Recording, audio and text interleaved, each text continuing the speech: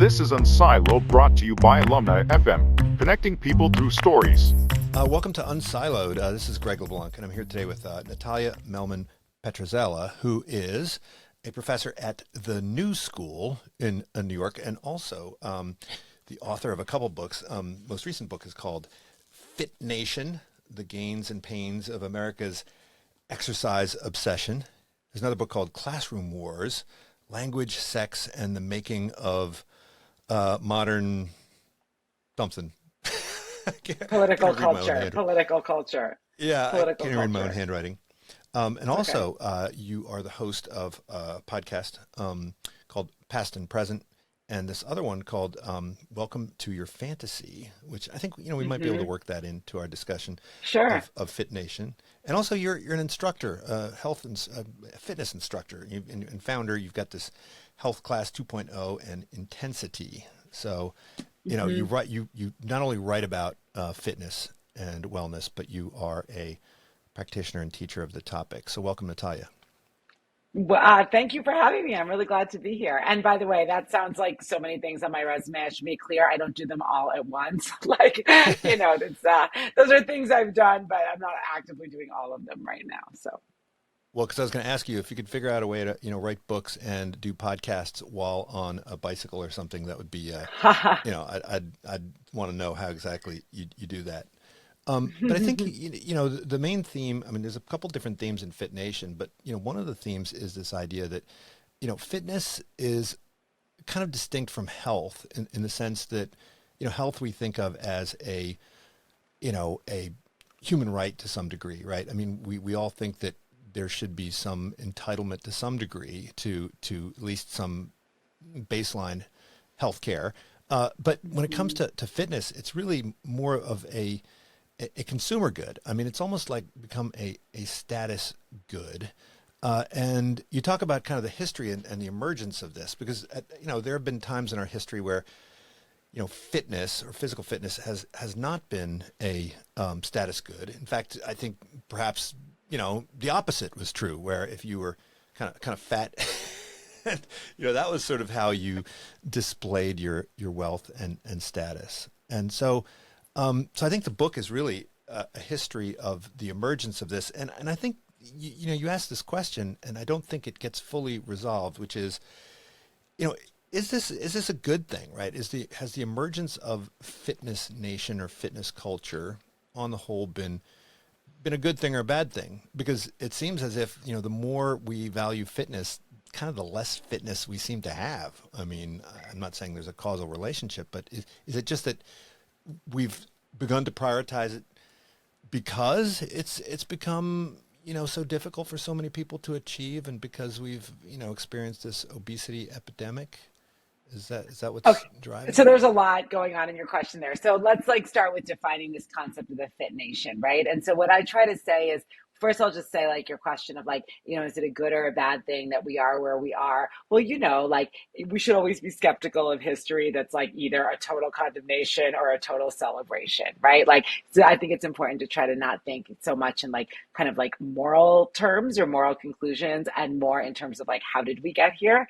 And so in terms of the here, the way that I describe the Fit Nation is it is a world, which the contemporary United States that we live in, where exercise is everywhere, more so than it's ever been in our history, right? It's oh, you want to raise money for breast cancer? We're going to walk a 5K. Oh, we're doing an offsite. We're going to go to a spin class together. Oh, brunch with my ladies. We're going to bar class first. There's just and there's a lot of pressure to participate in exercise that surrounds us, and to even dress like it, right? Yoga pants, athletic gear, all the rest. And I think that is a really interesting thing in itself, but the kind of thing that kept me going researching this for practically a decade was, how can exercise be everywhere? And yet only 20% of Americans even do the recommended daily amount of exercise. And is that some massive failure of motivation? I don't really think so. And so what exactly is going on there? And so that's the paradox that kind of defines the Fit Nation. And so I would say, yeah, and for thinking good and bad, I think it's good that on the whole, like we're a culture, we're in a moment where people disagree about pretty much everything, like race, religion, sexuality, really basic things we're very divided on. Pretty much everybody agrees exercise is good for you. Like that's one thing that I think is like positive. Like most people agree that we should be a country where people exercise because that's good for your health. And that was not always the case. And so what I discovered is that, or I should say what I trace in this book, is how we went from a moment when actually, it was very suspicious to go to the gym regularly. Like if you wanted to work out, like not play a sport, but work out, like go lift weights, go for a jog, like people looked at you like you were a weirdo. And so I kind of trace how we got from there to here, but then also I try to explain also why we can be a place where so few people actually participate in this thing we all agree is good for you. And it has a lot to do with inequality.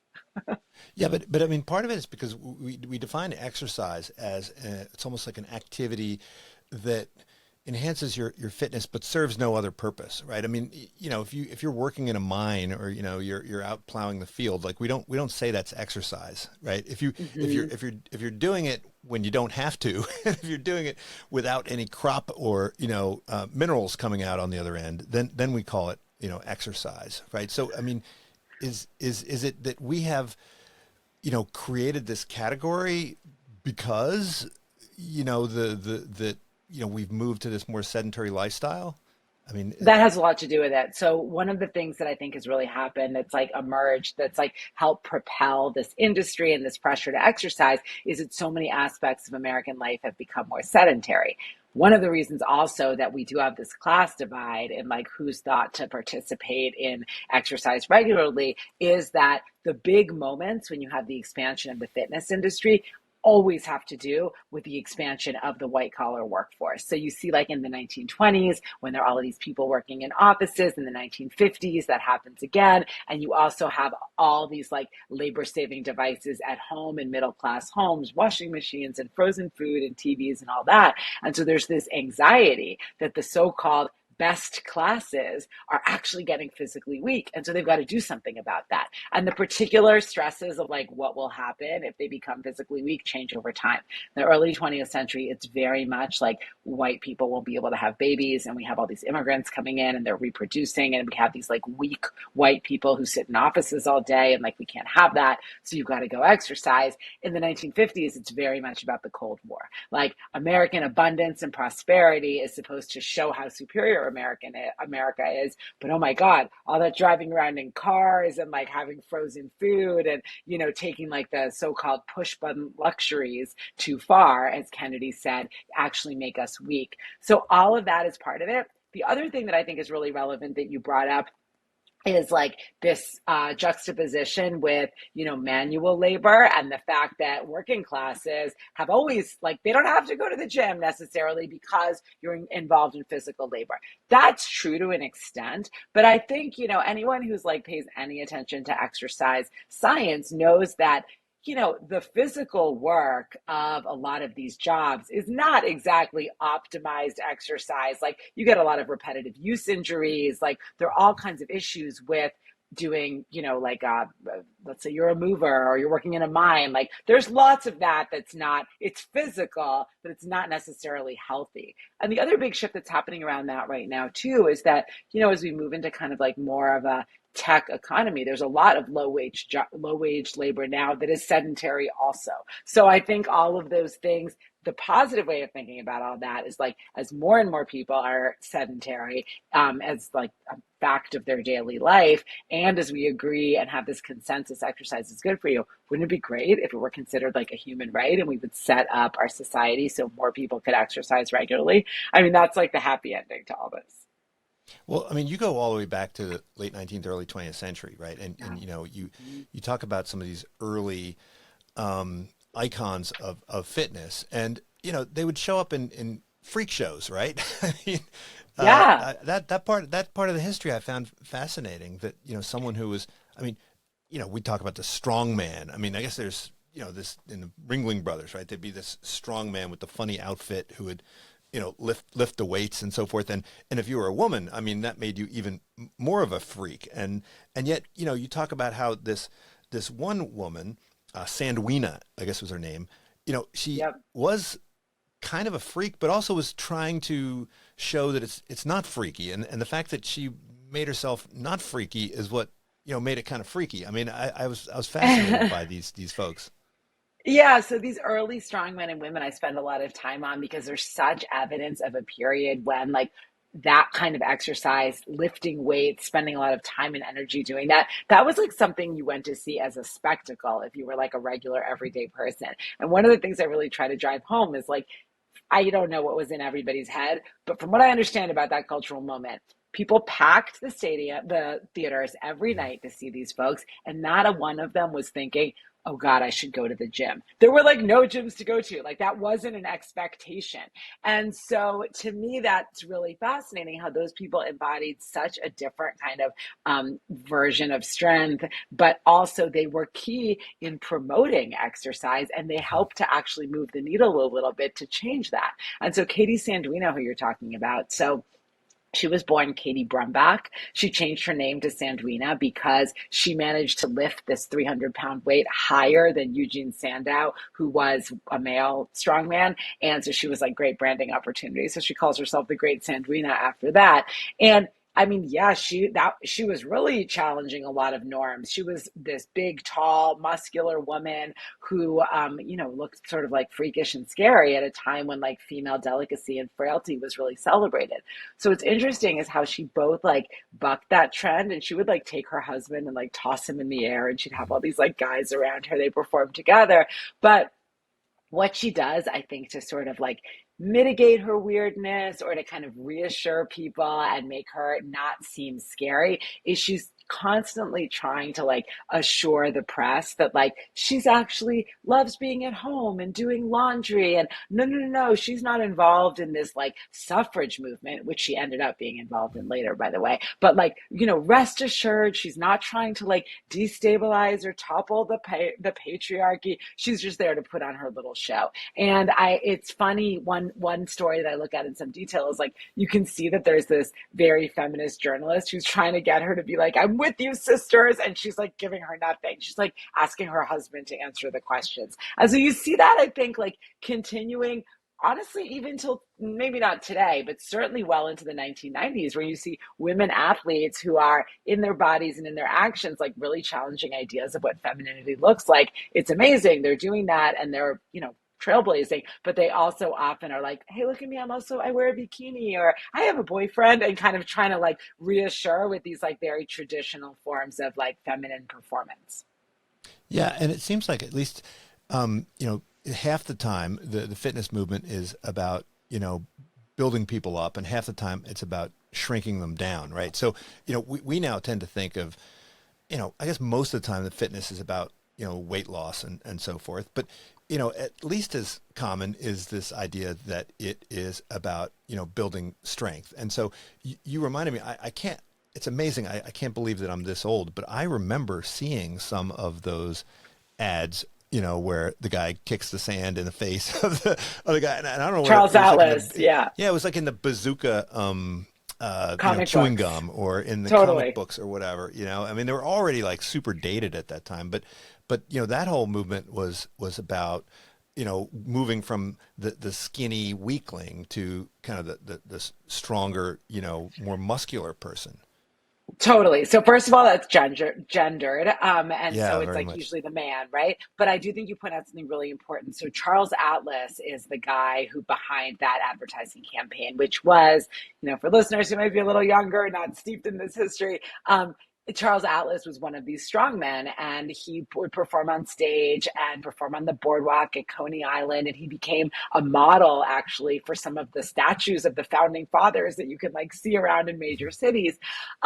He was really one of these figures who was not happy to stop at being a performer, but wanted to sell products to help other people like develop their strength. And so a lot of the work that he had to do was to be like, "Hey, working on your muscles, like that's not embarrassing, guys. That makes you more of a man. Having big muscles doesn't make you like weird and effeminate because you care about your body and how it looks. It actually makes you like masculine and it distinguishes your body from women." And so this whole comic book series, which evolved over the years, but started, I want to say in 1929, but check the book to make sure.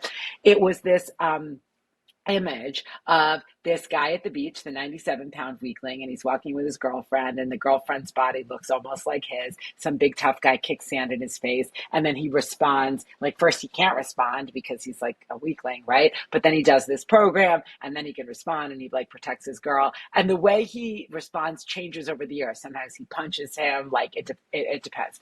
But I think that that's just like, it's a really important kind of transition point, and being like, this isn't just something you look at, it's something that you should be doing too. There was something else you asked that I wanted to reply to. What did you say? Um, Well, nowadays it's more about kind of weight loss, not kind of yes, muscle yes. building, right?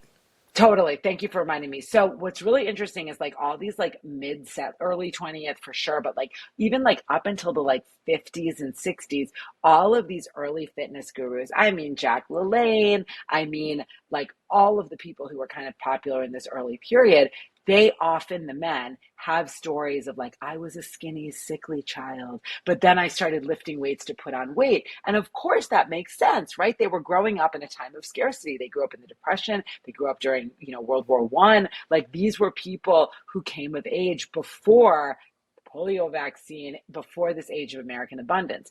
That narrative of the like fitness influencer, to use modern language, changes dramatically by like the 1970s and or 80s, where the narrative is, I was fat and now I have lost weight and I can help you do that too. And it's interesting, like I read so many of these narratives and advertisements and all the rest. One of the things that a lot of people struggle with, like who are, growing up in the 1970s and so forth, is that their parents had that starvation mentality and would be like, clear your plate, their children starving in Europe, and yet this was a time when portions were getting bigger, there was food everywhere. And so they learned that to eat is to like be a good person, but that also creates weight gain issues. And so then you have this whole, like industry that rises up to help you lose weight rather than put on muscle. Now, it seems like there's an undercurrent that goes throughout the entire history, which is people aren't sure whether these various fitness initiatives and movements are motivated by health or by, beauty, right? So is this something Mm-hmm. that's, you know, good for you, or is it just something that kind of appeals to your vanity, right? And I think that whole strand, I mean, it's obviously very different when we're looking at, men versus women, but it also, I mean, with men, it shows up with this sort of concern around the homosexual associations, right? And I think that, Mm-hmm. when it's thought of as being something that's around aesthetics, right, then Yeah. that's when the concerns about it being, homosexual are raised, because that's supposed to be what the women and homosexuals are focused on, that, and the men are supposed to be Yeah. focused on fitness and health. Yes, you're right about that. That like definitely the like aesthetic dimension of exercise for men, like when that's focused on too much, that like immediately makes you suspicious. And that's one of the reasons, like, so in this country, some people like think that like weightlifting and bodybuilding are one thing. They're actually not. Like, weightlifting is about how much you can lift. Bodybuilding is about what your muscles look Yeah. like. And in the US, bodybuilding is actually a much bigger subculture. That's what like Arnold and all them were in. That is so suspicious to people for these reasons. Like, you dudes spend all day looking in the mirror, spray tanning, like in these Mhm. skimpy little like things. Like, that's suspicious, right? And so that actually is like a very consistent theme throughout the history of like men and exercise, that if you're working out for aesthetics, that makes you a little suspect. That being said, your other point, like, oh, men should be working out for health and fitness, I agree today. That's like very widely accepted. But what was really interesting for me to discover is that, like, well into the 1950s, for sure, maybe even the 1960s, that was really considered women's stuff. Women cared for the body. Men Mm. were supposed to have their mind on more cerebral things. And so one of the things that was so fascinating is that there was this big scare in the 1950s that all of these, like, middle and upper class guys who are working at desks and taking the train and driving, they were getting heart attacks in big numbers. And like, what do we do about that? And what you see in all of these women's magazines are articles that are targeting women and being like, look, you don't need to tell your husband this because your man should enjoy a big manly steak. But take that steak into the kitchen and cut the fat off the side. He won't even notice, and it's much better for his heart health. And you see that kind of thing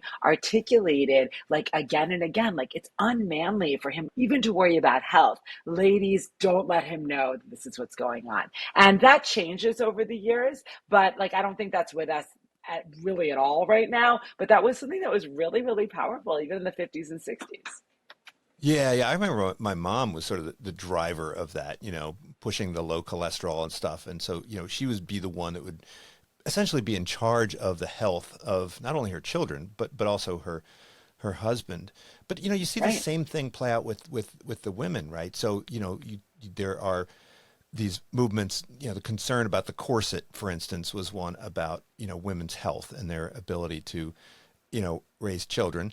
But even, later you talk about Elizabeth Arden, and they would have these kind of, studios where the kind of quote trainers would wear these, white jackets to kind of convey some medical authority. And, we still have that today in, cosmetic surgery facilities, right? Where people come in and they wear the white jackets because they're saying, oh, we're doctors. We're not, we're doing this. We're borrowing from the This the is health serious language. stuff. Yeah, Right. yeah. Yes. Okay. So there's a lot going on there. But one thing that's really interesting with women is that, like, okay, so it was a really hard sell for men to care what they look like. That's why Charles Atlas is like, you can order away from my booklet and do it in the privacy of your own home. Yeah. No one needs to know you care about your body. You don't need to go to one of those weird gyms with all these sweaty dudes. For women, paradoxically, it was really unacceptable to do anything like rigorous or athletic because that was considered masculine. But caring what you look like, what's more feminine than that? And so, Mm. what you actually have is an entree into this nascent fitness industry at places like Elizabeth Arden's salon, Helena Rubinstein's, that are connected to the beauty industry. And so, those early programs, which I think absolutely are the forerunners to like boutique fitness today, they are unapologetically about beauty, and they very much like emphasize like this is not rigorous exercise. Like some of them are like relax and luxurious comfort, and it's actually like they'll shake like your like if you can picture, there are a lot of YouTube videos like this I described in the book. They're like these belts that they would put around you and these machines that would like shake your fat, and like you could get your hair done and then go in there and do that, or like a little later you would do these like very not gentle but like small movements like leg lifts and things like that. And the idea was like, this is not like brutal athletics, but this is beauty work. And that I think laid this foundation. So it's really interesting because like the beauty stuff was like a third rail for the guys, but for women, that was actually the way in.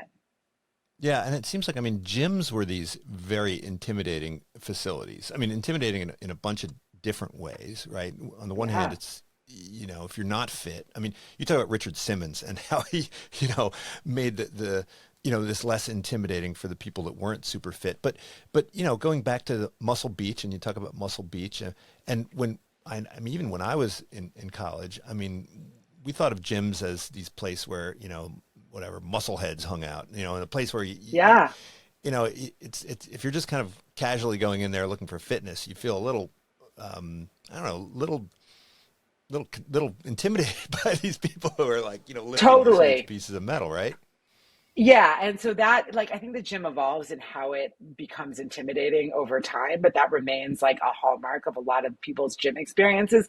And I should point out that in some ways, that's what the fitness industry is selling. Like they want a dimension of exclusivity Mm. there. Not all, but like there is a little something to a lot of them of like, oh, like once you're in here and like one of us, like you possess something special. Like you don't want it to be too welcoming because then you like get rid of the cachet of I'm this fit. I know how to use these environments, like that insiderness, right? But the way that that exclusivity and intimidation manifests itself, I think changes in really interesting ways. So like early on, yeah, you're absolutely right. Gyms to the extent that there are some different spaces, but like those studios you're talking about, Helena Rubinstein, Elizabeth Arden, those are like expensive, right? And so that's going to be intimidating in that way.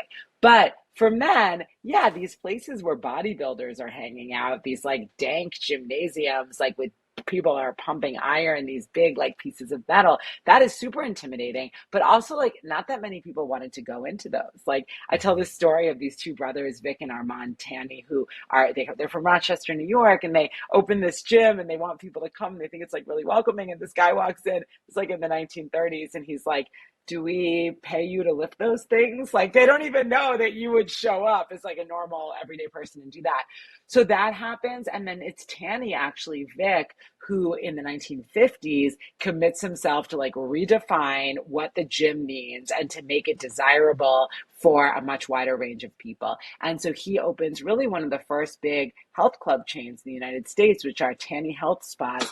And they're for women. They have ladies' days. They're like very pretty. They advertise they have carpeting, which I think is disgusting, but that was like a accoutrement that a lot of people wanted.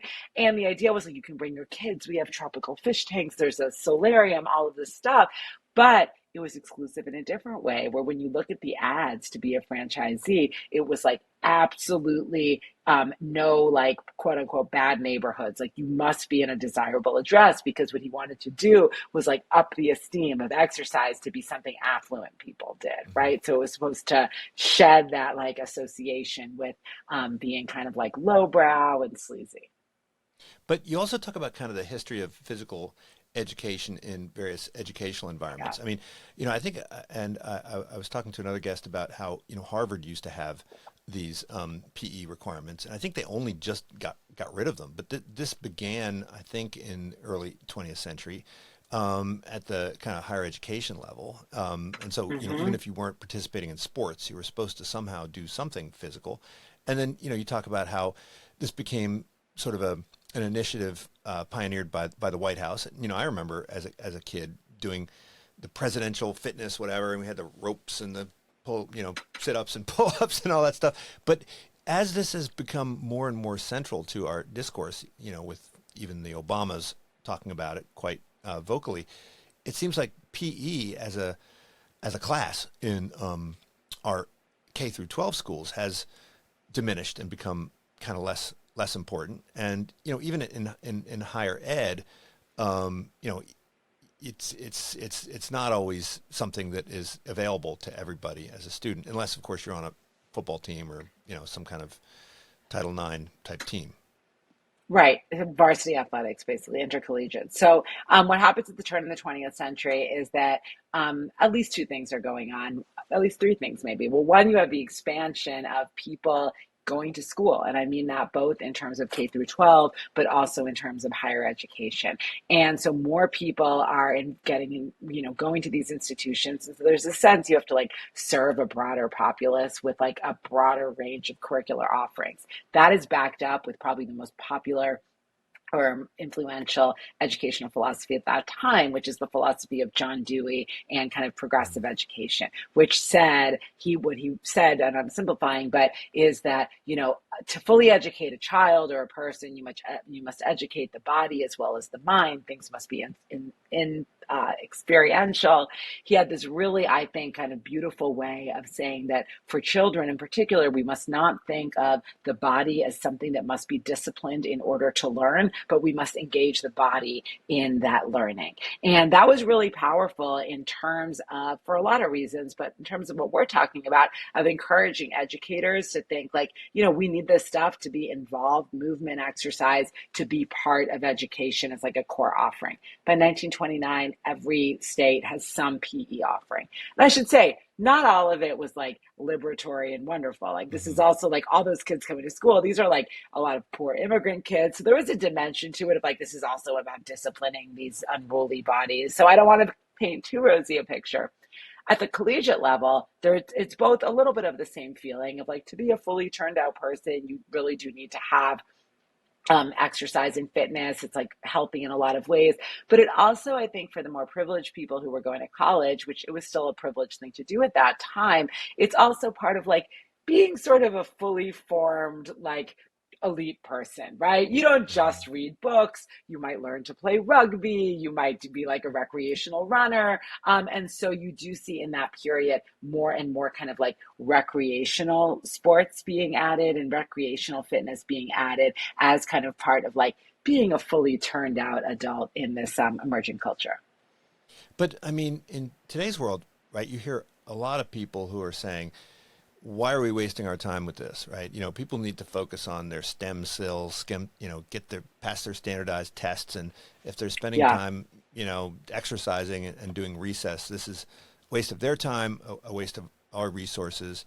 I hear quite a bit of pushback at the university level where they say, hey, why are we spending all this money on, sports and athletics, right? We should just be teaching coding and, Right. useful skills and so forth. So how is it possible that with the rise of Fit Nation, we see a simultaneous kind of devaluation of it in kind of the educational environment?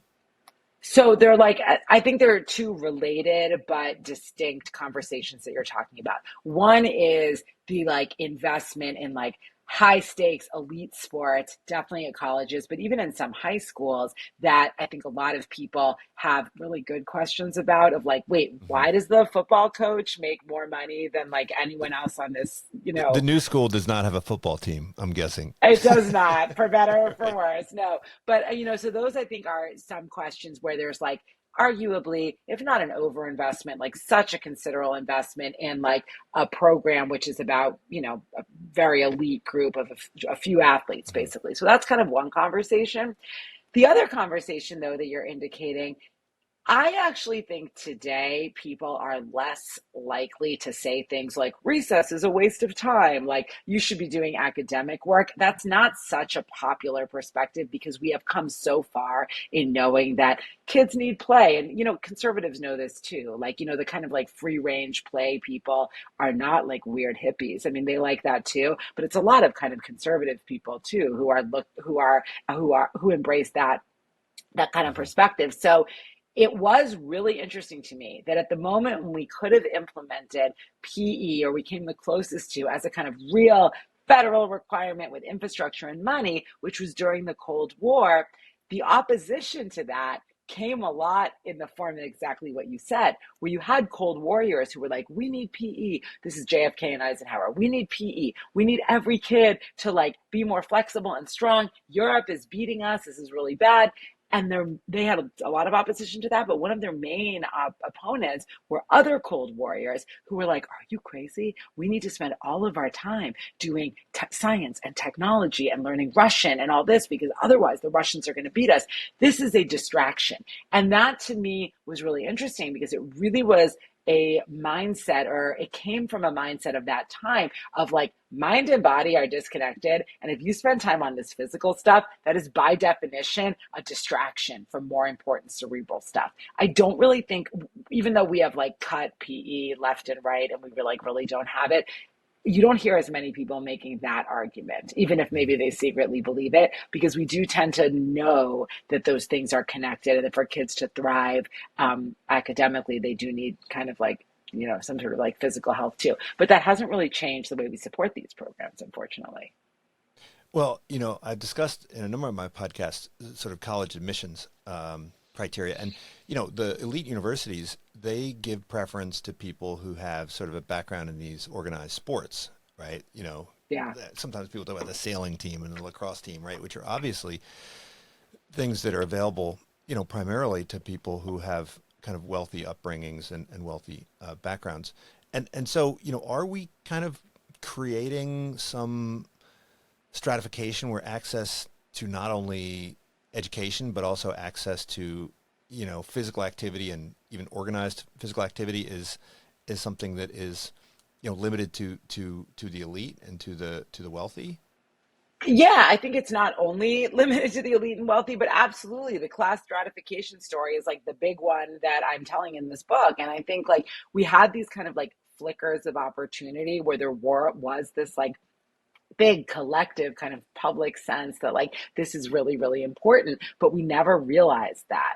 And so what ended up happening, the way I explain it, is like, I mean, there are different moments where this happens, but a big one is this thing I just explained. The 1950s and 60s, you have these Cold Warriors who are like, we should get PE in the schools. And I want to emphasize, even though they're the ones who got the closest to like really implementing this robust program, that program was not like something I would get behind today. Like lots of people were totally traumatized by it, et cetera. But they did think this is really important for every kid. unfortunately, they were, or maybe I wouldn't say unfortunately, they were defeated both by these kind of like STEM people who were like, that's all we should do. But then there were other voices too. There were people who said, like, we don't like all of this, like, state sponsored like body work, like fascists do that. Like if you see Hmm. like the Hitler Yeah. Youth like marching together with the communists, like that's not for American children. It's actually not like too much like collective group think, like leave people's Mhm. bodies alone. Like it was a critique that this is like a nanny state kind of thing. There also was a lot of criticism at that time that like fitness was silly, kind of a relic of some of the stuff we were talking about. I mean, JFK gets it left and right because, Eisenhower was a general. Like, you had to kind of respect that guy. Like, he was like, this is about military preparedness. JFK, like people who were his critics would be like, oh, his silly fits of fitness. He's always like playing around on the beach in Cape Cod or in Palm Beach. Like, we don't need this in our kids' schools. Like, this is really bad. And so all of that, like those presidents did a lot to kind of like sanitize fitness as like, this isn't some sleazy weird thing. This is good for America. But they never really implemented it in this public collective way. So what happens is you actually have these private entrepreneurs who kind of take advantage in a really, I think, not terrible way, but take advantage of this like new image of fitness. And they're like, we'll sell it to you. Like, you want to feel good, you want to be a good American, you want to like, work hard and see the results, come join my gym. And so you really have a kind of private industry that runs with that. And then especially as you have kind of like more austerity policies picking up in the 1970s and so forth, cutting phys ed, cutting public pools, parks, all of that stuff becomes of a piece with, a larger project of like cutting social programs. And so you have this like fitness industry, which I have a lot of good things to say about, by the way, but it is a private industry that if you can't pay, you can't play, right? You have this industry that kind of runs with this, and the public investment in it is not so great. And then that's, a kind of vicious cycle, because like I'm a big champion of every kid should have PE,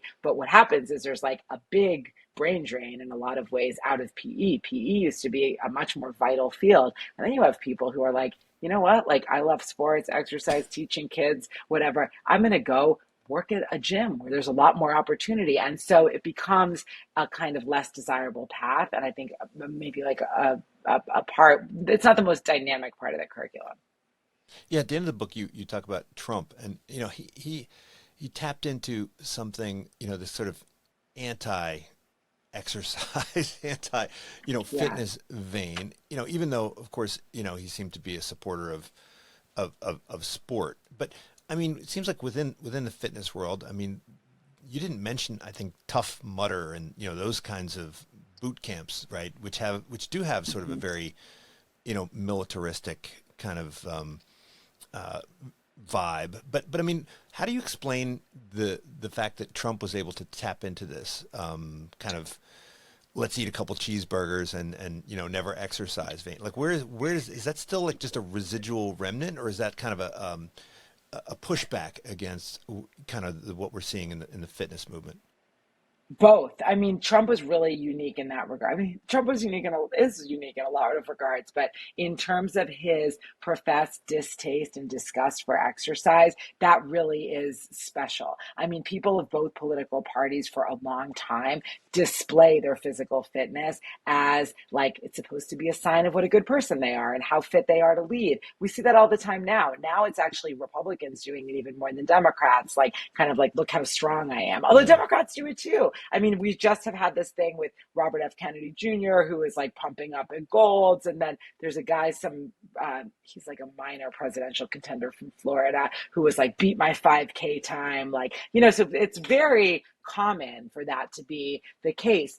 Donald Trump really evokes this like almost 19th century version of like the fat cat, right? He was like, I'm not some like loser who's going to waste my energy doing triathlons. Like, I'm living large kind of like while I can. And that's a much, much like older version of all of this. He also, I think it's interesting, he was a big champion of like football. He changes the name of the Presidential Council from the Presidential Council on Fitness and Sports to Sports and Fitness. And that might seem like a distinction without a difference, but I actually think it's really relevant because the reason that fitness had preceded sports in that council was because it was supposed to be that fitness is this inclusive thing. The federal government gets behind physical activities that everybody can participate in. This is not about competitive sports primarily, though they support sports programs as well, but rather about recreational fitness. Now, that was a huge part of the Obama's Let's Move program. And so I both think that he's like reaching back to this older celebration of sports over fitness, but also being like, screw you, Michelle Obama. I'm going to like undo everything that you stand for. So I think it's like both that longer standing thing and a distinct disdain for what the Obamas are about.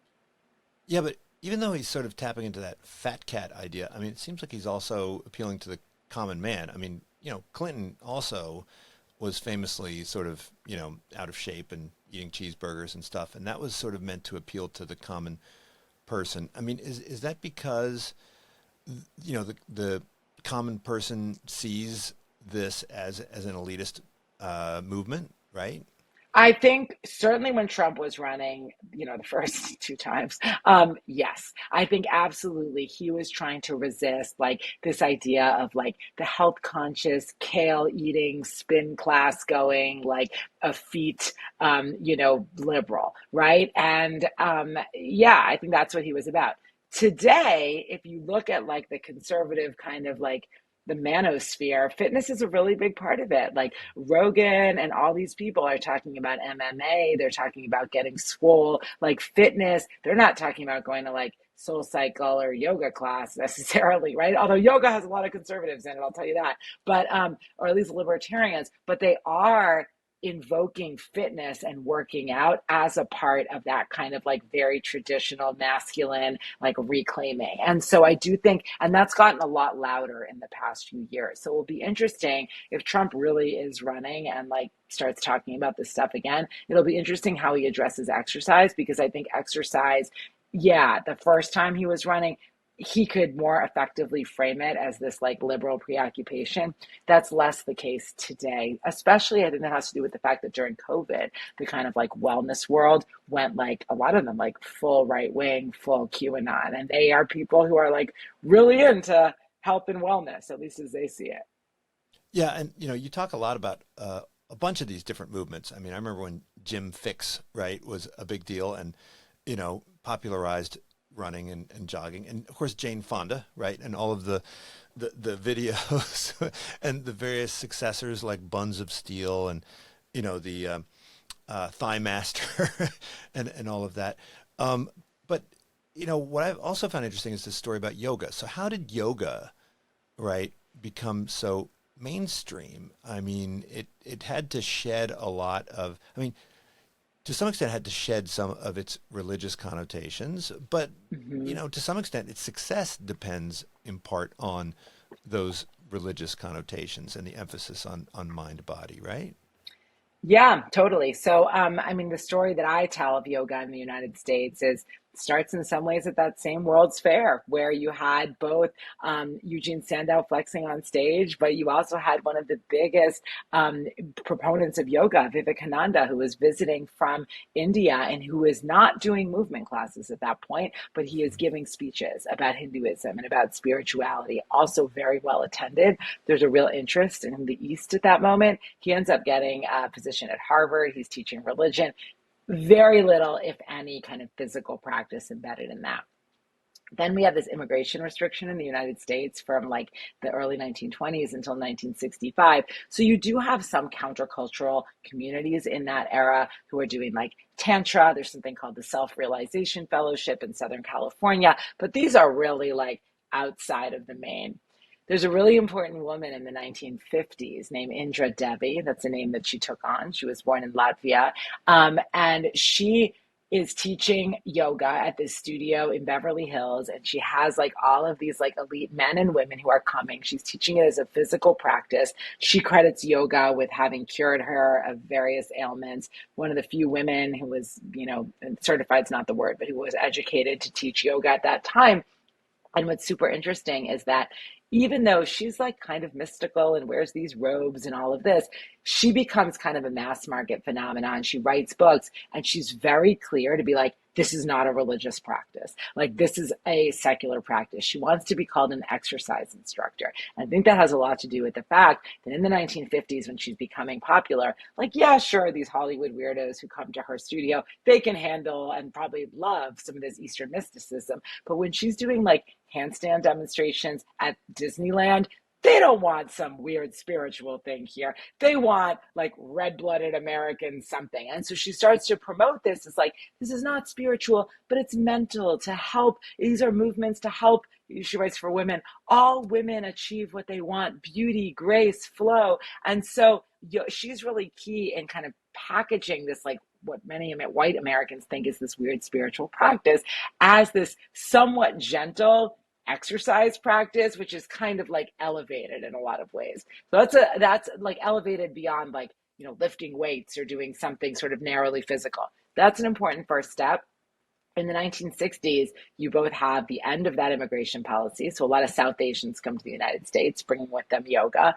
But you also have this whole counterculture, which is emerging. Part of that counterculture is real interest in the world beyond the West. And so just like of a piece with Reiki and acupuncture and like, also like non-pharmaceutical interventions around health, like organic foods, you get this interest in yoga, and yoga as more of a kind of physical practice. So that kind of expands it out. And then I think another really key part is in the 1990s, when some of that 60s generation is getting older. A lot of them have gone to high impact aerobics. Their knees and their shins are shot. They need something that's a little bit more gentle. Well, yoga's been around. We're also in this moment when there's a much more of an emphasis on like multiculturalism and diversity and this, some of the same language we hear today. And so you have this like perfect storm where there are people who are already exercising. They need something that's not like jumping up and down and destroying their knees. And they're like very open to kind of like this Eastern mindfulness thing that you can now, like, is now being offered in a new studio down the street. And so to me, like, a lot of people have written about yoga, but they tend to write about the way yoga was corrupted in this period by like fitness culture. It like sucked out all the spirituality. It made it about exercise. It's like, diluted. And that debate was very much there. But I am more interested, or was more interested, in writing this book in the way that yoga shaped fitness culture. And what I think is so interesting is, especially in the 1990s, when you see it really in these mainstream environments, yoga provides this like language to upgrade the esteem of exercise. It goes from like, oh yeah, I want thinner thighs and like bigger biceps, to like, I have a practice, right? I don't just have an instructor, I have a guru or a teacher. I'm not just looking to be thin, I'm seeking enlightenment. And you see this kind of like elevation of exercise that in some ways describes experiences people were already having, but in others creates new ones. And that's when you start getting all these fusion programs, yoga boot camp, power yoga, Bikram yoga becomes popular in this period. And it was interesting to read like years and years of Yoga Journal magazine and to see how people were divided about this. Some are like, this is so terrible, it's becoming this like yuppie like workout regime. And then other people are like, finally, like we can spread yoga everywhere. We can like shed this mystical caste of religion. And instead, like, we want it as a stretching program with every major league sports team. And so you see a real division, and both of those things have endured. Yeah, so I, attend all the yoga classes at my various universities, and I was speaking with the yoga instructor here at Berkeley a couple of years ago, and it was within the fitness group, right, at the school. So it's part of the gym, essentially, right? Right. And we were talking about, well, why don't we build out something like a yoga center or something? And the problem ultimately came to, well, you can't, if you're going to do that, you can't really do it as part of the physical fitness, department. It would have to be somewhere else, maybe in South Asian studies, right? But then, it's not really an academic thing, so you can't really put it there. And so, well, maybe we could put it in, have something to do with theology. Oh, well, you know what? We don't allow that at public university. So no one could ever figure out exactly how you could do anything more than just have a couple of these fairly simplistic kind of yoga classes within the gym. And now, of course, they went remote in 2020, and they're still remote. And so the whole thing's kind of fizzled, right? And the remote yoga is not really is not really Not kind of is fun. not really Although the it point. does get a lot of people in, like some people really love that. I can't stand it. But yeah, your larger point I think is a good one, that like yoga can be a lot of things, but it can be hard when you're forced to pin down what it should be or what it has to be, like to say what it should be. I mean, one thing that I chronicle in here, picking up the phys ed point, which I think is really evocative of like a lot of things going on, is that, you know, as there's all this enthusiasm for yoga, you get yoga in schools programs, and the biggest opponents of that are Christians who are Yeah. like, this is pagan, like why are you bringing this religious practice? It like goes against division of church and state, like this is totally inappropriate. And so then you have yoga practitioners in this really weird position where there's being like, what are you talking about? It's just stretching. But you can tell they don't really believe that because they're not so into this because it's just stretching. But we don't really have the vocabulary in some ways to say, well, it's not religious or spiritual in an inappropriate way, that it's also not just a physical practice. And so I think that's really interesting. The school issue really kind of forced that question. Right now, I'm sure you're aware of all the different companies that have launched various physical fitness initiatives, right? So I teach a course on HR in the workplace, and a lot of these, you know, Oh. Silicon Valley companies that have campuses, right, have installed, you know, exercise facilities and sports facilities, and even, you know, yoga rooms. So, you know, Salesforce famously had a yoga room on every single floor pretty much of Salesforce Tower, which I think are now, you know, they became like, I don't know, COVID testing rooms, and I don't think they've ever, I don't know what any of those Oh, instructors have ever been, you know, rehired. But I mean, that movement seems to be motivated by the notion that you know, physical fitness is integral to performance in the workplace, right? And so yeah. so they have an interest in promoting it. Um, but if I mean if it's something that if we can all agree that it's something that benefits you in these other domains, I mean, should we be thinking of it more as a public good, the way we think of healthcare? So yes, we should be thinking of it as a public good, like just like with healthcare. Well, I wish we thought of that always as a public good, but you know, you shouldn't have to have a private employer provide you with access to exercise or access to like going to the doctor. I'm not, there are people on the left who are very anti like corporate wellness because they're like, this is just a way for your workplace to like colonize your body and your mind. They call Right. it mindfulness sessions, but it's only because they know you'll be more productive or their insurance Yeah. costs go down. And that's all true. But I'm like, come on, like give a little agency to your employees, like to the extent that it's not like taking your data or like inappropriately being like everybody has to go to run club today and you're like I don't want to, I'm in accounting, like why should I have to go running with you? Like I think that's an issue, but I think like to have these things as options, I think it's great. And like I think more like not just white collar places should have that. And that's something I trace in the book too, like the beginning of this notion of like the corporate gym, both as a perk that like, oh, I work at a place with a gym and I can do that. And it sort of like optimizes my life, but also as something that employers are realizing is like you know, very good for the bottom line. And so I think something can be good for the bottom line and workers can have enough agency to kind of like make something good out of it themselves, you know, like I don't think resisting that is like necessarily great. I'd But it rather seems have a like, I mean, workplace that offers me yoga than doesn't. but it seems like if fitness requires access to some resources, then I mean, you're going to get less of it. I mean, you know, you don't need fancy shoes or fancy clothes or fancy equipment to, you know, be fit. I mean, you know, you can just No. take the stairs, right? Or, you know, incorporate it into your life. Um, you know, why? I mean, do you think that the fact that it is now sort of a status good, does that ultimately lead to more exercise and more fitness because people are, you know, pursuing that status? Or does it necessarily make it kind of artificial, right? And think of it as a domain separate from kind of ordinary existence. Both. And I think, I mean, I think that like the risk of, like, on the one hand, I'm like, people who have money should spend money on whatever the hell they want to spend their money on. And if they have a lot of money and they want to spend it on some ridiculous fitness experience, like, great, better than cocaine, right? Like, I think, you Hmm. know, that's fine. That's, I'm not going to police that. On the other hand, definitely we are seeing this spike in, the kind of like super elite luxury fitness offerings out there.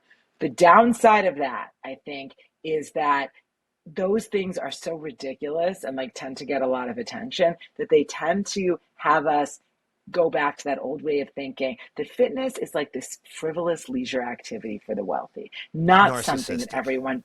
Yeah, it's narcissistic, it's frivolous, it's just like another fun thing to throw money away on. And sure, some of that is that, but that's not the core of what fitness and exercise is about. And so I think that that's the real danger there. I think that like if we can like let people do what they want to do, fine. But I think that the important thing is to like have a much more robust conversation about like the importance of people having access to spaces and time and structures where they can move on their own terms, right? Where you live in a neighborhood that is safe enough that you can go for a little jog outside and you're not worried about something happening to you, or you can live close enough to where you work that you're not commuting an hour and a half each day and then you're too beat to exercise. You have room at home to do even a free YouTube workout. Not everybody has that. And I think like, we both know coming out of the pandemic that I think exercise is like really good for you. And we know it was like a big, and it was help with comorbidities and it's so important. But on the other hand, unfortunately, I think we kind of hastened some of this privatization because we shut down parks, we shut down recreation centers, and we were like, oh, go do Peloton in your home. Like, good luck with that, and that really like isolated us and got rid of the community aspect, which is never perfectly inclusive, but I think is really important. Well, now you also talk about kind of the rise of this profession, right? Of Yeah. fitness trainer and coach, and we seeing a lot of different professions and occupations get disrupted, by Chat GPT and so forth, and also by universal access, right? So with Peloton, you could just have one instructor, coaching a lot of people, but this seems like a profession that is not going to go away. People want that personal interaction, and so the job of the fitness coach, I mean, in some ways they're taking the place of the therapist, they're taking the place of the priest, they're taking a lot of different places, and so this seems to be a growth profession. But it's also kind of a precarious profession, right? I mean, you Big can get time. injured Yeah. and you're kind of out of luck. Except for a few of these facilities, they're usually not salaried positions. They're usually kind of, Right. gig positions. So, I Y- mean, so Yeah. do we have to think about, this workforce and what their future is going to look like? Because presumably it's also something that you can't do for your entire career. I mean, you can't. At some Totally. point, you gotta hang up the cleats, so to speak. Right. So I think absolutely, like, yes to everything that you're saying. I think we have to think about fitness workers as laborers in a way that we often don't. And I think some of that has to do with the fact that, even though I'm making this argument that exercise has been around forever, fitness professionals outside of like PE, that's a relatively new like profession. And I don't even know if you could call it a profession because you don't need an advanced degree. Honestly, like you and I could do this on YouTube. And if we got followers, like, are you a fitness professional, right? Like there are certifications, but you don't need them to do it. And I think one of the things that that forestalled kind of thinking about this as a profession and fighting for protections or organization is the fact that for a long time, people were doing this like only as a part-time gig. Like it was really interesting doing these oral history interviews that as the industry really expanded in the 1980s, and some people were like being really successful and finding themselves teaching many hours a week, a lot of them were a little surprised because they were like, well, I was really trying to be a dancer, but then all of a sudden this thing Mhm. took off. And I think that like professional identity like sort of followed on the actual work, which I think prevented some of this, like, well, we need healthcare and all this, because people thought of it as a more temporary gig. It's also, I think, there are a lot of women who are doing this work too. And there's always in every sector of our economy, lots of justifications for not paying women because, oh, you must not be the primary breadwinner, or let me give you a pair of pants to teach this class instead of, like actually paying you. So I think that's a piece of it.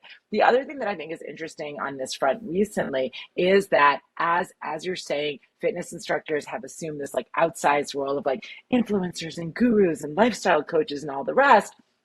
That in some ways, in many ways, really enhances their cultural power and esteem, but it makes it harder for them to articulate the challenges of doing this work. Like if you're part of what you're selling is this image of like living your best life, then if you're like, you know what, my knees hurt and I can't afford to go to the doctor and I can't live near where I teach because they pay me so little, so I like have to travel 2 hours to be at the 6 a.m. class. The minute you start articulating those demands, which of course is a prerequisite to any kind of change, all of a sudden you're not so inspiring. Well, I don't want to think about your like shot knees. Like, are we really talking about benefits when I'm like going to be like inspired and lifted up? And so I think it's like when I've presented on the labor dimension of this, people have been like, well, why don't they organize like chambermaids or, you know, any of these other pink collar professions?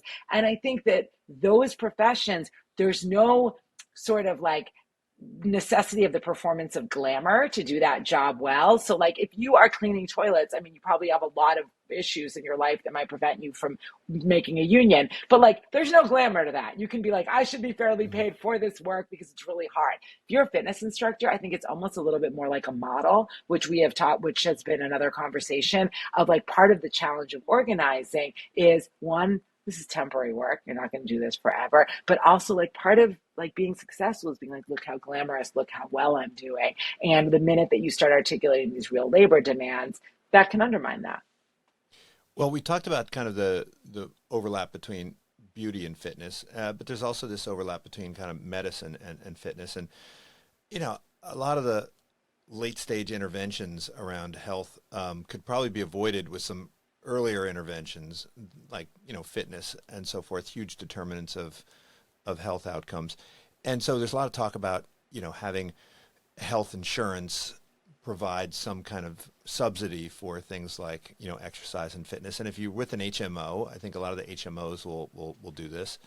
But if this becomes sort of an extension of the medical field, then would that mean that we would have to start licensing these instructors? I mean, look, if your therapist, you know, sleeps with a patient, right? That's usually that's a violation of Massive professional ethics and so infraction, yeah. forth. But you know, we don't have any professional ethics for, you know, your yoga instructor, right? I mean, would we need to start 100%. doing that? Oh my gosh. So this is such a fraught conversation that we probably need a whole other hour to talk about. It's really complicated because on the one hand, yes, I think one of the biggest impediments to like, you know, protecting people, both instructors and students, would be certification and real professional guidelines and licensing. Because right now, as you said, fitness instructors and trainers are assuming this outsized role in people's lives with basically no guardrails, right? And no instruction or no laws really governing that. I mean, there's like, you can sue if you hurt your neck in class, et cetera. But it's really a kind of Wild West. And I have to say, like, you know, there's a lot of incentives for fitness professionals to actually be really zany and cross boundaries and like be DMing you, will I see you in class later? Like, you know, because that creates this rapport in this very sometimes like intimate relationship. Like, you know, you want to have that role in people's lives, but that can really go wrong. And so I think like licensing and professional standards would help with that. The downside of this, for employers is they're like, we don't want to have to pay more money to people who have licenses, right? Because that they're now a professional class.